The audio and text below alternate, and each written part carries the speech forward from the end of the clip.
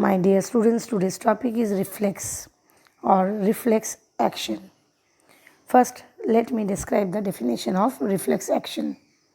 Now, it is an involuntary and nearly instantaneous movement in response to a stimulus. In a reflex is made possible by neural pathway. This neural pathway that helps to carry on a reflex is called reflex arc, which act as an impulse before that impulse reaches the brain. Now the question comes, what does the reflex arc constitute? Now in the reflex or reflex action, there is a receptor organ.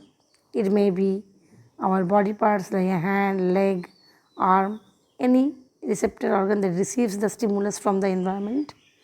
Then there will be an afferent nerve, that is a sensory nerve, that will relay the information to the CNS. Basically here we are talking about spinal reflex, and then the spinal cord that will process this information, and finally the efferent nerve or motor nerve that will carry this information away from the control center. The next subtopic is types of reflexes. Reflexes can be classified as cerebral reflex, medullary reflex, and spinal reflex. Today's topic is about spinal reflex. Now let me give examples of each reflexes. First, I want to give an example of cerebral reflex. For example, you are just looking something and suddenly you see one of your friends just putting a flash of torchlight in your eyes. What do you do in this case? You close your eyes because of the flash of light. So this is called cerebral reflex, where you can see that your friend is putting light in your eyes and you are closing the eyes because of the flash of light. So in other words, you can see that cerebral reflexes are those reflexes in which brain is involved and thinking process occur. But in spinal reflex, what happens? Spinal reflex is controlled by spinal cord, and this is involuntary. That is, you cannot judge before the reflex happens. For example, here I want to discuss this reflex with the example.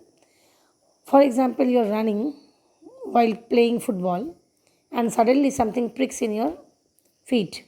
What do? You just withdraw your feet from the stimulus. That is something that has pricked in your feet, which was lying on the ground. Later, you see what has pricked in your feet. So, first, what is the response you are giving? You are withdrawing your feet from the stimulus, and then thereafter, you are watching what is there in the feet, that you pull it out. So, this is called spinal reflex, where brain is not involved, thinking process is not involved, only reflex is involved. So the next subtopic is medullary reflex. Medullary reflex is not described in your NCERT book in class 10. You will read it about in class 11. Though I want to tell you just a brief account of this.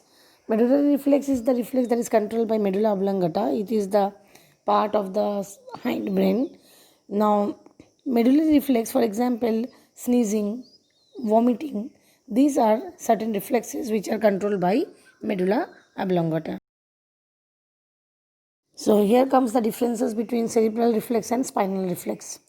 Now cerebral reflex, it is controlled by brain, while spinal reflex is controlled by spinal cord. Now cerebral reflex, it takes place in the head region, while spinal reflex takes place in the rest part of the body. In cerebral reflex, cranial nerves are involved, while in spinal reflex, spinal nerves are involved.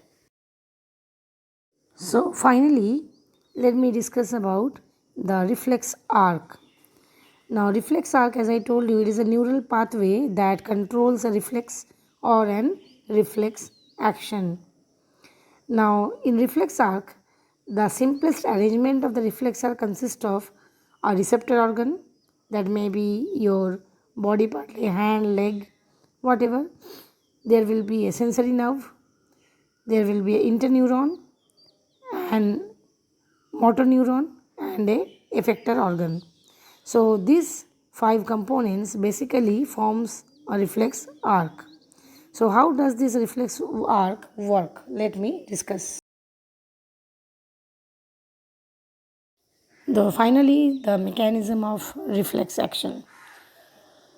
In this process, exactly what happened, let me discuss. Now suppose I am giving an example and trying to explain the process. Suppose you want a cup of tea. Your mother gives you the cup of tea and by mistake the tea falls on your hand. What do? Immediately we withdraw the hand. We do not think that the plate and the cup will fall down. We just withdraw our hand in order to reduce the risk of burning. So this is reflex. So what happens when this hot cup of tea falls on your skin? You withdraw. That is the receptors present in our skin, that is the thermoreceptor, receives the stimulus, that is the heat of the or the temperature of the hot tea. Now this falls on the skin. Skin has receptor. The receptor receives the stimulus temperature. This is sent to the spinal cord via the sensory nerves. There in the sensory nerves carry the signal to the spinal cord. In the spinal cord there is the relay neuron that relay the message to the motor nerve. Motor nerve finally sends the command or instruction to the effector organ, that is the muscle. So we withdraw our muscle in the hand. So this is the mechanism of reflex action. Now the question comes, why do reflex action take place? Reflex action in the body takes place to protect us from danger and also to reduce the work of the brain so that the brain should not become overburdened. So dear students, hope you understood the topic of reflex action and found it interesting. If you like the video, do share it with your friends and do comment me for any queries and don't forget to subscribe my channel. Thanks for watching.